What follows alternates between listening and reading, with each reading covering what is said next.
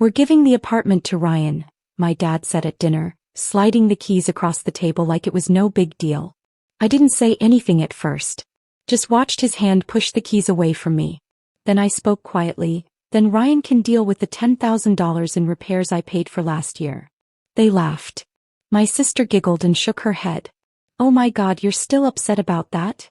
Mom looked uncomfortable but stayed quiet, just staring at her plate. Ryan smiled, that fake polite smile people use when they're enjoying someone else's pain. Dad shrugged. You offered Evan. Nobody made you do it. That's what family does, we help. I didn't say a word. Not about the time I spent calling contractors. Not about fixing a leak myself in freezing weather. No one thanked me then and no one was thanking me now. I stood up. Where are you going? Mom asked softly. I guess I'm done helping, I replied. Ryan's got the keys now. I left. That night, sitting on my couch, I opened my laptop. I canceled every automatic payment linked to that apartment.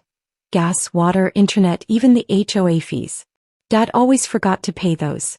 It only took a few clicks. The next morning I had 11 missed calls. By lunch my sister texted. Wi-Fi's out. Dad says to call you. Can you fix it? I didn't answer. By dinner Dad left a voicemail. His voice was cold. You made your choice. Don't come crawling back. I looked at the phone. They gave Ryan the apartment. So I gave them the bills, the silence and the problems. Let Ryan deal with frozen pipes. Let him wait on hold with the city when they shut off the water. Let him be the one they call at 3 a.m. They cut me out of their future, so I stopped being their safety net. When I told them I was done paying for everything, they ignored me. Then they went silent. No calls, no messages for a whole week. But on the 8th day they made their move. Mom posted a picture on Facebook. The caption said, "So proud of Ryan, the new man of the house. Family always finds a way." There they were, smiling in front of the apartment I had fixed. Holding the keys I used to carry. I didn't even get angry. It just proved what I already knew. That night I opened a folder on my phone where I had saved every bill. $750. Basement plumbing. $1,800. Wall insulation. $4,230. Rewiring. $960. New windows for the kids' room. All paid by me. I didn't keep those receipts out of spite. I kept them because I knew this day would come. Then round 2 started. They added me back into the family group chat. The same one they kicked me out of after that dinner. First message from my sister. Guys, Evan's being dramatic. Be nice. Some people can't handle rejection. Then came the jokes and memes. A picture of a plumber with the words, "When you fix the pipes but not your attitude." My cousin Kyle added, "Maybe Ryan can get Wi-Fi strong enough to reach Evan's ego." I didn't respond. I just took screenshots. A few days later Ryan called me. That surprised me. We weren't close. He always acted like a guy who quotes business podcasts and thinks that makes him deep. But his voice was different this time. "Hey man. Just checking in. Dad said something about unpaid bills. Maybe we can talk." I told him to meet me at a cafe near my office. When he arrived I was already sitting there with a folder on the table. "These are the bills," I said. "Water, repairs, gas, electric. You got the keys, you got the bills too." He flipped through the papers quietly. No arguing. Just reading. Then he looked up and said, "They told me you did all this just for tax reasons. That it was your idea. Like you were helping out as a favor." I didn't say anything. I just took out my phone and played a recording.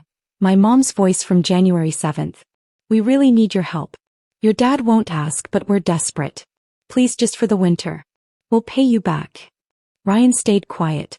Then he whispered, "I didn't know. I thought you were just overreacting. They said you were unstable." I said nothing. Then he said something that made everything clear. "Your dad said he co-signed your car loan once. Said you owe him. That the least you could do is not make things harder." Actually smiled. "He used my social security number to take out a loan in 2022, I said. "I only found out because of a credit check." Ryan went pale. "I have the papers, emails, bank letters. Want to see?" I showed them to him. The next day Dad called me for the first time since that dinner. "You're causing trouble," he said. "We supported you your whole life. Now one apartment and you think you're perfect." I stayed silent. Half an hour later. More calls. Then a suspicious login alert from my bank. The IP was from their town. Coincidence? Maybe not. That night I logged into our old shared bank account, the one I used to pay their bills. In the drafts folder I found a file named Evan Draft Letter. I opened it. It was a fake agreement with my forged signature, saying I gave up all rights to any money for fixing the apartment. I saved it, printed it, and kept it. The next morning I called an old friend, a lawyer I once helped fix his broken laptop. "You still owe me a favor?" I asked. He laughed. "I was hoping you'd say that." And then things fell apart. Ryan moved out. Just left. He told my sister he couldn't live in a house full of lies. He said it felt like a cult, like he was trapped in something he didn't understand until it was too late. He was gone by the week's end. That same day, my sister posted a black screen on her Instagram story with white words. "Some people will always choose pride over kindness. God sees everything." Mom shared it and wrote, "It hurts when your own family turns against you. We still pray for him." I didn't say anything. I just saved it in my folder, along with receipts, screenshots, the recording, bank notices, and the fake letter. Because this was no longer just a family fight. This was a serious battle. And I wasn't going to lose. When Mom texted me, I knew it wasn't peace. It was a trap. "Let's meet, just us. No drama." I said yes. Not because I wanted peace, but because I was done defending. They chose the old diner on Highway 12. Quiet place. Neutral. Too public to yell, too empty to hide. I got there early. I wasn't alone, but they didn't know that yet. They walked in together. Dad in front, jaw tight. Mom behind, clutching her purse like armor. Emma wearing sunglasses inside, like hiding from light. No one ordered anything. They sat down like it was their spot. Mom spoke first as usual. "We didn't come to fight. We want to fix this." I stayed silent. Dad leaned in. "We get it. The bills, the payments, the drama." Emma laughed bitterly. "Do you? Or are you still making up some crazy story in your head?" I smiled and quietly put the folder on the table. "I'm not here to fight either. I'm here to end this." Inside the folder were the fake agreement, the forged signature, the bank letters, proof of the loan fraud, screenshots from the chat, and the audio of Mom begging for help. No one touched it. "You used my name for a loan," I said. "You used my money to fix a place you planned to give away. Then you tried to erase me." Dad didn't react. He stayed quiet, like he was playing a game and betting on silence. So I raised the stakes. "Remember that veterans grant you applied for?" I asked. "You said you were still active duty." He froze. "Funny thing. Grandpa had your discharge papers. You weren't eligible. That means you lied on a federal form." "You wouldn't," he started. "I already did," I said. The door opened. Everyone turned. It was my grandfather, Dad's dad. The man they hadn't spoken to in years. The one who didn't need to yell to shut a room down. He didn't sit. Didn't smile. Just stood at the table looking at my dad like he was a stranger. "You always thought you were the smartest one here," Grandpa said. "But you never learned there's a difference between being clever and being decent." The room went quiet. Then Grandpa looked at me. "I'm proud of you," he said. "You didn't turn out like him." And with that he walked out. No one moved. Mom froze. Emma looked like she wanted to disappear. Dad just stared at the table like he wished it would open up and swallow him. "You want me to stop?" I asked. "Pretend none of this happened?" No one answered. "Then I need one thing." I took a small USB drive out of my pocket and placed it on the table. "This has everything. Screenshots. Recordings. Fake contracts. If you try anything else, this goes public." Emma finally spoke. "You're not serious." I looked her straight in the eyes. "Do I look like I'm joking?" I stood up and put on my jacket. No one tried to stop me. No one called out after me. I walked out of that diner like I was walking off the stage of a play I never wanted to be part of. But now I had the script. And no one was rewriting it except me. I didn't go straight home. I didn't want their lies and guilt following me there. I drove to my apartment. Stood in the hallway for a minute before going in. It was empty, but it felt real. No missing keys. No bills on the fridge. No unpaid favors hanging in the air. I turned off my phone. Slept for 12 hours. The next morning I made coffee, opened my laptop and posted everything. The video wasn't dramatic. Didn't need to be. Just 10 minutes of calm, honest truth.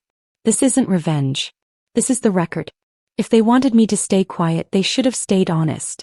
I showed the group chat jokes. The fake agreement with my forged signature. Dad laughing in a voicemail saying he never reads what he signs. Mom begging me to help with house repairs. Emma mocking me online. The bank statements. The photo of Ryan getting the keys while I sat with the bills. I paid for the roof, the basement, the plumbing, the insulation. They gave the apartment to someone who didn't even know the heater leaked, until I fixed it. Then they told people I was unstable. So I shared the truth. I didn't expect what happened next. The video hit 100,000 views in 2 days. My inbox filled up. People shared their own stories. Brothers, daughters, quiet sons who paid for everything until they couldn't breathe. A mechanic sent me a picture of his office door. He'd printed my quote. If they wanted silence, they should have stayed honest. And taped it under his hours sign. Podcasts talked about it. Blogs wrote about it. Therapy pages shared the link. Even TikTok. Someone added my audio over clips of awkward family dinners. It hit 3 million views. Then everything changed. For them. 2 weeks later, Dad got served by the housing board. Someone, not me, sent them the forged lease from my video. Turns out, using your son's name on federal forms gets noticed. He's under investigation. His VA benefits are frozen. He posted a vague status. Sometimes we fall so others can rise. Family first always. 2 likes. One from his golf buddy. The other from what looked like a fake account. Probably my sister. Mom's credit card got declined at the store. She called me at 6:13 a.m. This is going too far. You're ruining everything. I didn't answer. She left 6 more voicemails. In the last one she cried. Said I was stressing her out. Said I'd feel bad when she ends up in the hospital. I saved the message in a folder called Emotional Blackmail. Emma, my sister. Her influencer page. Gone. She tried to start fresh. Posted fake healing videos saying a narcissist in the family sabotaged her. Someone shared my video in the comments. It blew up again. A side-by-side. Her crying. Me showing receipts. Caption. You're not the victim just because you're loud. She went private. Then disappeared. And then something unexpected happened. Ryan texted. I saw the video. I saw everything. I'm sorry. He'd moved to Chicago. Got a job. Cleaned up his act. Said he was ashamed for taking the apartment even for a week. He had voicemails from Dad. Dad telling him to lie if anyone asked who paid for what. Ryan sent them to me. No questions asked. One voicemail hit hard. Dad's voice. Evan's the type who always folds if you push him hard enough. He always gives in. I used that clip in my next video. And then came the money part. No, they didn't offer to pay me back. Of course not. But I didn't wait around for that. I hired a forensic accountant. Her name's Laura. She looked at all my documents and simply said, oh, they're in trouble. She helped me add everything up. $29,000 in direct payments. $11,300 in co-signing for them. $8,200 in repairs and gas from helping them. Total, $48,500. Then she filed a claim. Not in court yet, but through collections. The real kind. Now they get letters, emails, and phone calls from people they can't ignore. The best part? Every refund check goes straight to my new P.O. box. And I cash them quietly. Last Friday I got a letter from my dad. Handwritten. Inside was a $2,000 check and a note that said, let's not drag this out. Let's leave the past in the past. I mailed it back with a sticky note. There's interest now.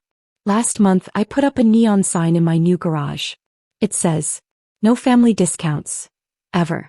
Under it I framed one of the invoices I sent them, the one Mom laughed at. Customers ask about it all the time. I just smile and say, that bill paid for my freedom. Sometimes I wonder what they tell people now. Maybe at church. Maybe at family dinners I'm not invited to. Maybe they say, he just lost it. He's always been a little sensitive. He turned his back on us when we needed him most. But here's what they never say. I had already left long before everything blew up. I just waited too long to lock the door behind me. It's been 4 months since I saw any of them in person. Mom still tries. She sends texts late at night like guilt works best when you're half asleep. No family is perfect. You'll regret this when we're gone. Do you even remember what we meant to you? Sometimes she sends old pictures. Me at 6. Me fixing something. Me smiling before I knew better. I don't delete the messages. But I don't open them either. They sit there like flowers on a grave no one visits anymore. Dad sent a letter once. Typed. Formal. 3 neat paragraphs about family, forgiveness, and legacy. At the end he wrote, "You are still my son." I circled that line in red pen and wrote underneath, "But you stopped acting like a father." I mailed it back. No return address. She disappeared the second the drama stopped benefiting her. I heard she tried to write a book, supposedly a memoir called Growing Up with Shadows, The Golden Child in a Broken Family. A publisher reached out to me to confirm her story. I sent them one short audio clip. Emma laughing in the family chat. Let Evan handle it. At least he's good for something when the pipes break. The book deal fell apart that same day. People ask if I ever got my money back. I got more than money. Yes, the repayments are coming in. Collections take time but they work. Every time they try to stall, the amount they owe grows. But the real win? Peace. I don't wake up dreading birthdays or fake family holidays. I don't keep extra money in a secret account for my sister's unpaid bills. I don't drive across town with tools in my car hoping this time they'll say thank you. I live simply, quietly. And I don't owe anyone an explanation for that. A couple of months after everything happened, I almost slipped. I was at the grocery store. Saw a tired mom with 2 little kids.